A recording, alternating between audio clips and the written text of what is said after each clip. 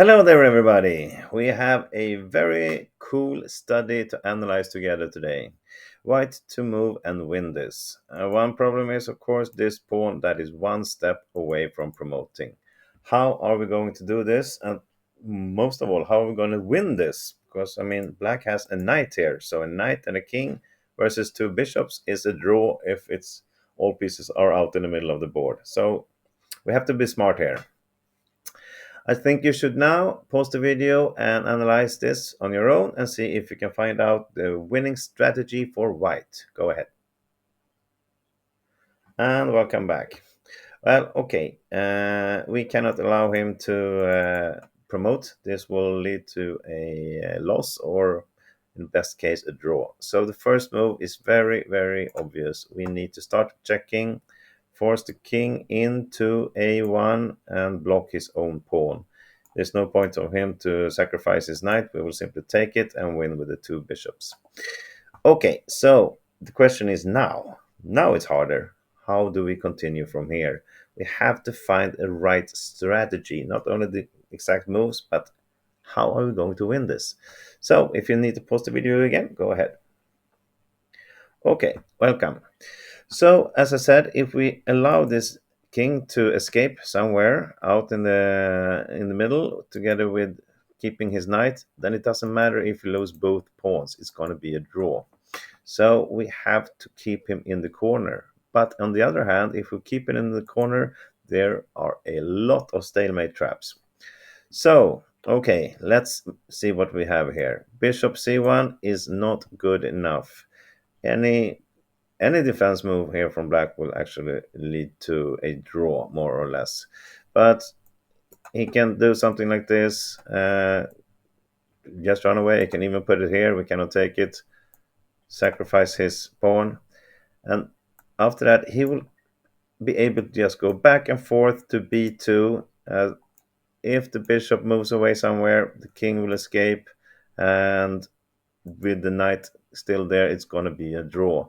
There's just too much variation, too many variations to show you, and you have to just trust me. This is not the winning strategy. So instead, let's look at what happens. First, the check. We talked about that. This looks like a very natural move, and we're going to look a little bit more on this, but this is actually just a draw. Black has a force move here, a3, and after that, he's just going for the stalemate. Now, you see, if we don't do anything, it's a stalemate. So the bishop has to move away from this diagonal, or the other bishop to move away from this diagonal. But that will just lead to repetition. So we are really over our head here. Let's look at something. Maybe we can play bishop c5. The knight will come to c4. He will protect his pawn. And if we check again, well, it simply goes back. If we do something else, we try to do a tempo move with our king. Well, then we allow the king, black king, to escape. He's threatening to promote. If we're stopping that, well, then we'll let the king out, and this is a draw, even without these two pawns. Okay. What if he plays, if we play bishop e3 after this? Well, same here. This is a pretty simple draw. The knight can actually go practically anywhere. Let's play knight d1. If we try something like this, black can actually just sacrifice this pawn also. This will be a draw. It will be the same thing as we looked at before. The knight will go jump around, and sooner or later, even though we get our king closer, we will not be able to win this. So what is the winning strategy? Let me show you. First check. Now we have to do a tempo move, but also allow a very, very brilliant plan to come alive. We play king f7. And the point is, now, we don't want to move the bishop here. That is a loss of tempo. We want to wait until he moves the knight. Let's say he move it here. Then we check, force the knight back. And now, here's the strategy. we play bishop g7, force move by black, and the king comes to f6. We want to block our own bishop to be able to get some discovered checks and move the king closer. And this is the winning strategy. I will show you a different variation that leads to exactly the same position. After we play king f7, instead of moving the knight, maybe black moves the pawn to a3. That's the only other move we can do. Then we will start with bishop h6. Now this knight is forced to move, only way for black to do something. We will give a check. Knight is forced back, and then we play king f6. So this position will be reached in both these variations. So how are we winning now? Well, let me show you now. Again, of course, the knight has to move, and the point is we move our king with a discovered check, and we force the knight to come back. Then we move the king a little closer, again blocking our own diagonal. So we allow the knight to move somewhere, and we move our king with a check, and the knight is forced back. And we come a little closer. And of course, it doesn't matter where he moves his knight, we will do exact same variation. Start with the king here, and we're just moving it like this in the staircase to come closer, and then we will win this. And we will look at how we win this, of course. King c3. Now it doesn't matter again if it goes to a4 or d1. We will do the same. King comes to c2, and the knight is forced back. So now we managed to get the king to c2. Black keeps his both pawns and the knight.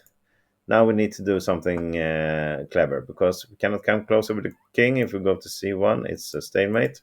So again, how do I win from here? If you want to pause, go ahead. All right, here we come. Here we go. So we have to again move away the bishop now, and we of course play the beautiful bishop f8, allowing the knight to move, but we are also attacking this pawn. So let's look at the simple moving the knight to a4. That's mate in 2. First we take here, and the next move we're going to go down here. So black has some better defenses. So there are only 3 other moves for black here. Move the knight to any of these squares, and of course if it goes to d3 or d1, we can simply take it with our king, followed by bishop g7, and it's an easy win. So let's look at the final defense here for black, knight c4. As we want to keep the king into the corner and put black in Zugzwang situations, we here play the king to c1. We're blocking the king, we're getting away from checks. None of these 3 pieces can move, only the knight. And of course, if black moves something like this, then it's a checkmate in 1 with bishop g7. So either goes back or maybe attack our knight, our bishop here with knight to e5. Well, we can simply just ignore that, take the pawn here, and we're threatening checkmate even without this bishop. So really, then he has to go back. Then it's better for black to simply play the knight to b2 straight away. We will still take here, and the knight moves somewhere, and same, we can go to here or here, which would be the same case even at the other variation where he was at e5. Okay, let's look at this first. Check. King c2. We're always threatening this checkmate. He has to do some stuff. Maybe knight b4. Sooner or later we will get them into the Zugzwang. Quickest here to c3 or b3. Comes back. And now we can play king c3. This Knight has to move, and then it's a checkmate, or actually it doesn't have to move. We can also move the king, but in any way it will be checkmate into like this. Okay, let's see what happens also then on knight c4. Now we have reached this position. We want the king on c1. Actually, we can simply go back anywhere. Let's go all the way to f8. We're threatening this. If the knight comes to b2 now, it doesn't have this pawn anymore to defend himself. We can play king c2. The knight goes somewhere, and now we have the check, followed by the checkmate, like this. So that's how you win this from the beginning. We have to be very smart here.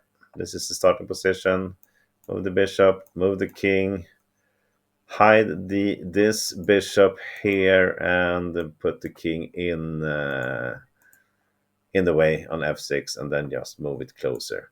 Very, very, very beautiful study, I would say, and I hope you followed through this. It's a lot of variation, and it could be a bit messy. Sorry for that. Thank you anyway for watching. Have a great day. Bye bye.